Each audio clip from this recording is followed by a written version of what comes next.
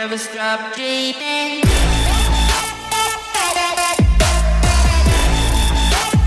Never stop dreaming. Hi guys, this is season 1, episode 5 with myself and Estehuizen. Shark Center, a phenomenal block, the guy that smashes everyone on the field, Springbok player as well. And I'm just really privileged to have him on this 5th episode. And I just want to thank you, Andre, for taking out your time. And yeah, man, just sharing on this vision, the passion that I have for this, just to make sure that the youngsters' lives are touched, but as well, guys who have already retired from rugby as well, who might have some difficulties and mental struggles. So before we carry on, I always give an opportunity for the guys just to introduce yourself. Who is Andre? Where does he come from? Was rugby always your passion, or you just naturally gifted in it? How hard did you work to achieve where you are today, man? Oh, no, thanks for having me. Yeah, obviously, I think rugby is a passion for every young oak who plays rugby. Everyone wants to be a professional, but no one obviously thinks that it's going to happen. Yeah, I'm from Klerksdorp, went to Kruger Primary and Klerksdorp High School, small town. So obviously, I didn't think that from there that I could come where I am today. Yeah. Luckily, I got chosen for Prem Week, and they saw me there, and that's how I ended up with the Sharks. So, came down to look at the facilities and the union and stuff at school level. Yeah, obviously I liked it. Been a Shark supporter since I was young because my dad. And yeah, always my dream to play. And yeah, it came true. Obviously, I'm playing. Very privileged and yeah, happy. No, that's awesome, man. How did it feel for the first time when you came there in Durban, and when you put on your boots and you saw that this isn't a dream anymore; it's actually reality? And what did you decide in your mind to actually? Because I mean, it takes a lot of consistency to play on the level that you do play. I mean, there's a lot of challenges. I know at a time the Sharks were almost labeled as the chokers, and a lot of supporters were like, man, can't the Sharks just break through? And I know there's a lot of mental challenges that come with that, but what stuck in your mind to say, what doesn't matter what criticism comes our way, what challenges is going to face the team, that you just said, you know what, no matter what, I'm going to make this a success. I'm going to make sure that that jersey is mine 24/7. What was the main factor that you hold on? Yeah, obviously in the beginning it was tough. I got here straight out of school, and I joined training with the Vodacom Cup, and yeah, there were the likes of Maurice Joubert and all those guys in there. And after the first 2 weeks, I called my parents and said, listen, these oaks are too good. I'm coming back home. I'm not going to make it. And yeah, obviously they just motivated me and said, listen, stay there. Just try your best. Yeah, obviously I worked hard. It's a big adjustment coming from school rugby straight into senior rugby. But there was also a lot of motivation, obviously a dream that can come true, and worked hard for it. And eventually I made this senior squad, the Super Rugby side. Yeah, and it was great. Running out my first game. We didn't win the game though, but it was still a great experience. There's been a lot of talks and people that comment on the Sharks in the past and so on about inconsistency, and we knew it as well.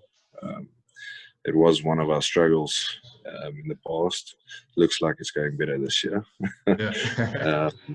Yeah, we normally will play great against a good side and even win them, and then the next week we'll lose against a weaker side. I think it was a lot to do with complacency. People, you think you have it in the bag and then you don't. At this level, you can't, not anymore. You can't take one game lightly because no one is an easy game. So I think we mentally you have to be prepared for every single game, especially with criticism coming from the people outside and so on. You have to take that lightly and take it as a positive and a motivation. So yeah, it's something we all had to work on, and I think we've been doing well this year in doing that. No, definitely. I must say, I want to honor you guys for the amazing tour that you have had that side, and coming back and really just giving the supporters what they wanted. I'm excited to see what the rest of the season is going to hold in for you guys. I know tomorrow you're playing against the Stormers, and I don't think they're ready for the storm that's going to come their way. I hope they're ready for it. Backing the shots all the way. But yeah, man, and just besides that as well, just looking at whilst you're playing rugby, and what was the biggest setback that you ever had? For example, it might be a mental something, a big event that happened in your life, might have been an injury or anything like that. Because unfortunately, in a world like today, we live by where a lot of people don't really want to support you, but as well they would like to show out the negative things and say, well, you can't do it, you won't be able to achieve it. That ankle injury hasn't been good for you, and things that can really take you out of the game in a mental capacity. But also as well, how do you prepare yourself for that, number one? But as well, looking at life after rugby, is that something that you stress about? Is it something that you've already been planning towards retirement, having that end in mind? Because we also know injury can pop up anytime. It's not something that we want for any player. But yeah, unfortunately, I mean, there's like Julian Relingays, for example. I mean, he never thought in his life an incident like that would have happened. But it's something we need to be aware of. And I think the amazing thing that I like about the sport today is of course the safety, and when they look at the rules, the refs, how they implement those things is really great. But freak accidents do happen. So yeah, man, how do you prepare yourself for life after rugby? Do you have some things in the pipeline? Are you ready for it should something like that happen as well? Yeah, no, obviously we've all had like a mental challenge. It was 2014 when a certain coach here, the Super Rugby side, and he said, listen, you must move me to the forwards. Otherwise, I'm never going to make it as a centre. And I said, okay, listen, you've been around the block. I'll try it for 2 games. And yeah, after 2 games, I said, no, that's not for me.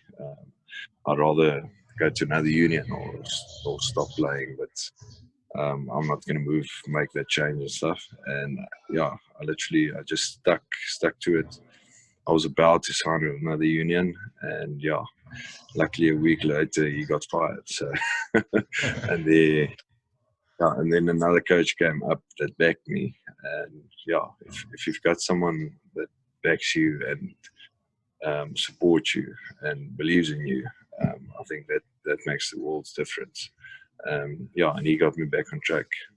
And that same guy is the head coach now at the Sharks, which is Sean Everett. So he's been coaching me since I got at the Sharks, under 21 Vodacom Cup, Curry Cup. Yeah, so that was quite a challenge for me, but yeah, I would say I came through it quite quickly and easily, and I just decided, listen, I'm just going to work hard and prove him wrong, and yeah, it worked out for me quite well. Luckily, I've been blessed with injuries. I've had no major injuries. Yeah, very thankful for that. Yeah, hopefully it can stay like that. But obviously, we play contact sport. It is rugby. Anything can happen on any day. And I've stressed in the past about life after rugby and what's going to happen. How am I going to sustain this life? Or just because I don't play rugby really for getting achievements and being famous or anything. I literally play rugby because I like it, and just to take care of my family after rugby. Have a sustainable life for them after rugby, with a income every month. Obviously, I stressed about that stuff, but luckily I got. My father-in-law, he's in a few businesses, and we joined a partnership, and we bought a trailer rental company in Klerksdorp, which is going very well for us at the moment. It's now, in 2 months we will have it for a year, and it's going very well. So things are looking good for me after rugby. We're looking to open another one here in Durban. We're just looking for premises. Obviously the goal is to go throughout the country, to make it available for one-way trailers right through the country, which will be great for us. Because I never studied. Well, I did study, but as you know, coming straight out of school, your first year, that's the last thing you care about and worry about. You're a rugby player now. Why do I have to study? I think it is important. Now towards the end of my career, because I didn't have, or I wasn't disciplined enough when I was younger to study, I'll do a few short courses before I go into. I'll try to do a few short courses now while I'm away, to get myself ready. I believe we're doing well now, but just you never know, or you're never too old to learn something new. And that's the main thing. You always have to be able to learn, and willing to learn from others. You just go your own way, it's more than likely you're not going to end up successful. You can always learn from other people, and reading and all that type of stuff. That's how I've prepared for life after rugby at the moment. Hopefully we can expand that, and obviously got property is also a main thing for me. I bought my house 2 years ago, and trying to pay it off as quickly as possible so that I can go on to also just flats and stuff. So by the time I finish my rugby, it's paid off, and that's income that you get every month. Yeah, and that's really amazing, man. And I just want to honor you as well for that, because the thing is, I know with myself, going my first year when I was at the Lions in UJ, then it was just rugby as well. I was missing class because I had to choose between rugby training and class, and I was like, no, rugby is much more important. And you had to write some sick tests and things like that, so that didn't work out for me. But man, you come to a point as well where you realize, okay, well, as you say, you're never too old to learn something new. You can always grow. You can learn a new talent or something like that. It might not always be easy, but it's always possible. I think the main thing is to be willing. And I think for the youngsters and the other guys as well, is to sometimes we have this pride in us that we just stick to one thing. We're only great at one thing. But I think when we realize we're not good at something, we feel like it attacks our ego a bit. But yeah, I think we all grow through it, and we understand, okay, well, we can work through this to become a better person as well. And one thing that I realize as well is in most of these interviews as well, and something that you mentioned by looking up to someone that believes in you, and just for the viewers out there as well, how important is mentorship for you? I know it's something that's been every single interview has actually been popping up without really mentioning it. And how important would you say is mentorship for you? Someone mentoring you, guiding you, just showing you out, and actually taking criticism, because a lot of people look at criticism as, geez, this guy's actually breaking me down. But you also have to understand, you have to listen to the right people direct you in the direction that you need to go. Yeah, obviously mentorship is very important. We've been fortunate enough to have a few senior players here while I was here. Guys like Frans Steyn, Beast, Willem Alberts, John Dyson and stuff like that, and guys like that. So I think that's obviously you're not going to listen to a guy who's the same age as you, that's done the same amount of work as you, but the guys who've been there before and that has walked this path that you're walking now, you always listen to them, and sometimes it is tough criticism, but it's always how you take it. You can't always see everything as a negative. Sometimes you need to get tough criticism to get better, and to improve yourself, not just as a player but as a person. I think that's most important. You probably can be a good player without being a good person, but being a good person makes you so much better than just a normal good rugby player. And that's one of the biggest things I've learned from the older guys that has been here before me. Yeah, no, that's amazing, man. And so Andre, so here we come to the end of the show, basically. And man, I just want to, number one, get Andre Estehuizen's trailers, hire them. I want to see them on every car that has a hook on the back. And I hope there's some shark stickers on those trailers. We have to, come on, man. Clarksdorp needs to get some more shark supporters. And man, I just want to give you some time, if you can just have like a minute or whatever, just to encourage the youngsters out there who might be making mistakes in life, being involved with wrong things. I know there's a lot of youngsters all over who basically don't have fathers or anything like that. They feel that there's no hope for them. What would your message of hope be for the youth out there, but also for some other peoples in the country? Oh, no, thanks so much. I think it's a tough one because you talk to a lot of guys that struggles with different type of stuff. But one thing that I can or a bit of advice that I can give is, doesn't matter what your circumstance is, it's how you get out of it, how hard you work to get out of it, and to make a success of your life. You are going to make mistakes. Every single person in the world makes mistakes, especially when you're young.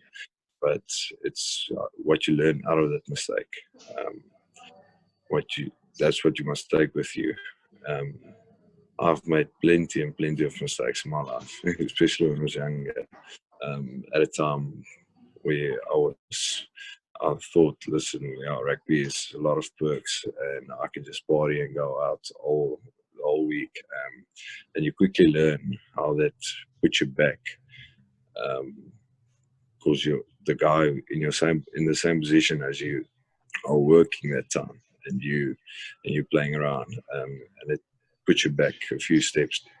So I'm just all the advice I give is just learn from your mistakes, and find someone to look up to and follow that. Awesome. Thank you very much, man, Andre. I just want to wish you blessings for your wife as well. Blessings for your baby. Looks like a little machine busybody, but I'm glad that's going well. But man, I really want to encourage the viewers as well. Follow Andre on Instagram. Look at what he's busy with. Good luck against the Stormers tomorrow. And man, so like and subscribe my page as well. Have a look at it on YouTube. Share it with your friends. Share it with your families. And I really hope and praise that this will impact a lot of lives. Thanks a lot, man, Andre.